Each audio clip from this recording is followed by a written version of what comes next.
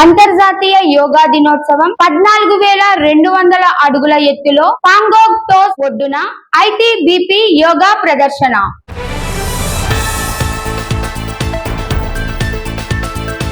మహిళలకు ఉచితంగా 3,000 రూపాయల విలువైన టాబ్లెట్లు. అనంతపురంలో డిజిటలైజేషన్ కు నూతన దిశ.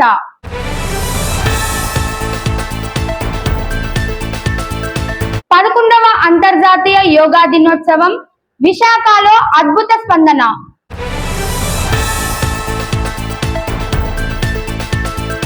$1.79 లక్షల మంది ప్రజలు పాల్గొనడంతో రికార్డు స్థాయిలో యోగా సాధన.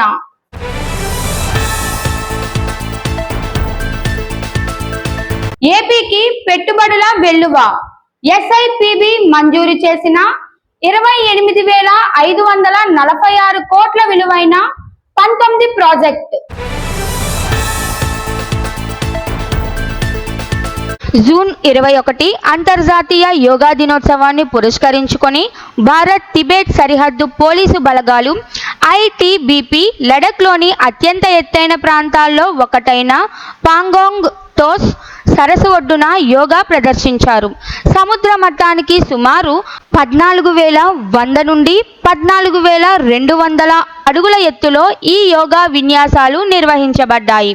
ఈ ప్రదర్శనతో ఐటీబీపీ బలగాలు ఒకవైపు యోగా ప్రాముఖ్యతను హైలైట్ చేస్తే, మరోవైపు తమ దేశ భద్రతా దృఢతను కూడా ప్రపంచానికి చాటి చెప్పే ప్రయత్నం చేశాయి.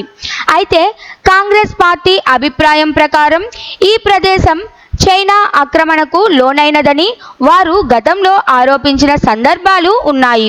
పాంగోంగ్ టోస్ సరస్సు చైనా భారత సరిహద్దుల మధ్య సున్నా రేఖకు సమీపంలో ఉండడంతో భద్రతా పరంగా ఈ ప్రాంతం ఎంతో సున్నితమైనదిగా పరిగణించబడుతోంది.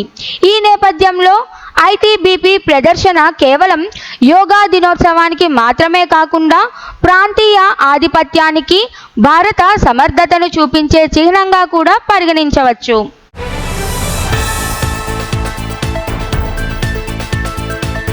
అనంతపురం మహిళా సాధికారతకు మరింత బలాన్ని చేకూర్చే దిశగా ఆంధ్రప్రదేశ్ ప్రభుత్వం కీలక అడుగులు వేస్తోంది. మేప్మా ఆధ్వర్యంలో ఆర్పీలకు, ఆర్యా రిసోర్స్ పర్సన్లకు ఉచితంగా 30,000 రూపాయల విలువైన టాబ్లెట్లు అందించనున్నట్లు అనంతపురం ఎమ్మెల్యే దగ్గుపాటి శ్రీధర్ వెల్లడించారు. ఇప్పటి వరకు ఆర్పీలు మాన్యువల్ విధానంలో తమ పని నిర్వహించేవారని, టాబ్లెట్లు అందడంతో ఇకపై వారి పని పూర్తిగా డిజిటల్ మార్గంలో కొనసాగుతుందని ఆయన చెప్పారు.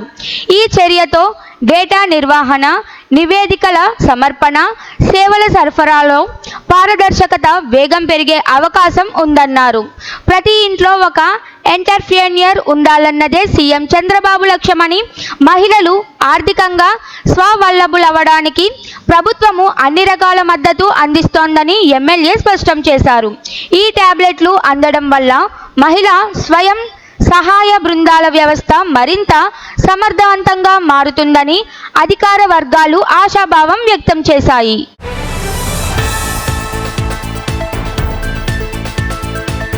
విశాఖపట్నం 11వ అంతర్జాతీయ యోగా దినోత్సవాన్ని పురస్కరించుకొని విశాఖపట్నంలో నిర్వహించిన యోగా కార్యక్రమానికి ప్రజల నుంచి అద్భుత స్పందన లభించింది. వేలాదిగా ప్రజలు వివిధ ప్రాంతాల నుంచి తరలివచ్చి కార్యక్రమాన్ని ఘనంగా మలిచారు. ఉదయం 4 గంటల నుంచే ప్రాంగణంలోకి ప్రజల రాక ప్రారంభమైంది. ఉదయం 6 గంటల సమయానికి 1.79 లక్షల మంది పాల్గొనడంతో విశాఖ ఈ ఏళ యోగా దినోత్సవానికి కీలక కేంద్రంగా మారింది. ప్రాంగణంలో ఏర్పాటు చేసిన ప్రత్యేక క్యూఆర్ కోడ్లను స్కాన్ చేసిన వారినే అధికారులు అధికారిక లెక్కలోకి తీసుకుంటున్నారు. ఈ విధానం పారదర్శకతను పెంపొందించడమే కాకుండా నిఖర్సైన డేటా అందించేందుకు దోహదపడింది. ఇక ఈ కార్యక్రమంపై ఆంధ్రప్రదేశ్ ముఖ్యమంత్రి చంద్రబాబు నాయుడు ప్రత్యేక శ్రద్ధ వహించారు. ఉదయం 5 గంటల నుంచే మంత్రులు, జిల్లా కలెక్టర్లు, ఇతర ఉన్నతాధికారులతో వీడియో కాన్ఫరెన్స్ ద్వారా సమీక్ష నిర్వహించారు. యోగా దినోత్సవాన్ని రాష్ట్ర వ్యాప్తంగా సమర్థవంతంగా నిర్వహించేందుకు అన్ని జిల్లాలను ఆయన ఉద్దేశపూర్వకంగా పర్యవేక్షించారు. విశాఖలో ఈ భారీ కార్యక్రమం విజయవంతంగా నిర్వహించడం పట్ల అధికార యంత్రాంగం సంతృప్తి వ్యక్తం చేసింది. ఆరోగ్యవంతమైన సమాజ నిర్మాణంలో యోగా పాత్రను మరోసారి ప్రజలకు గుర్తు చేసింది ఈ మహోత్సవం.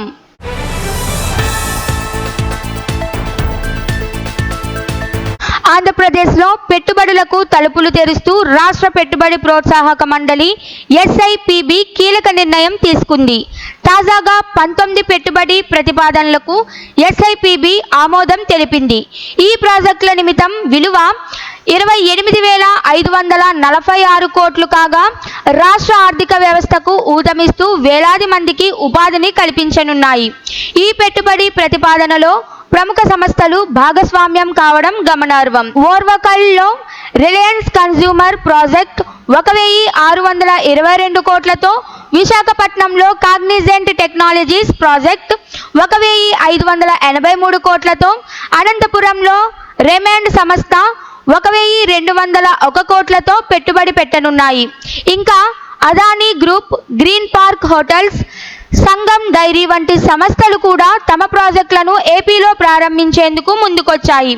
ఈ పెట్టుబడులు రాష్ట్రంలోని వివిధ ప్రాంతాల్లో పరిశ్రమలు స్థాపనకు దోహదపడతాయని, ప్రాంతీయ అభివృద్ధితో పాటు ఉపాధి అవకాశాల పెరుగుదలకు దోహదపడతాయని SIPB అధికారులు తెలిపారు. రాష్ట్రాన్ని పెట్టుబడులకు అనుకూల గమ్యంగా మారుస్తున్నామని సీఎం చంద్రబాబు నాయుడు నేతృత్వంలో పెట్టుబడిదారులకు విశ్వాసం కలుగుతున్నదని అధికార వర్గాలు పేర్కొంటున్నాయి.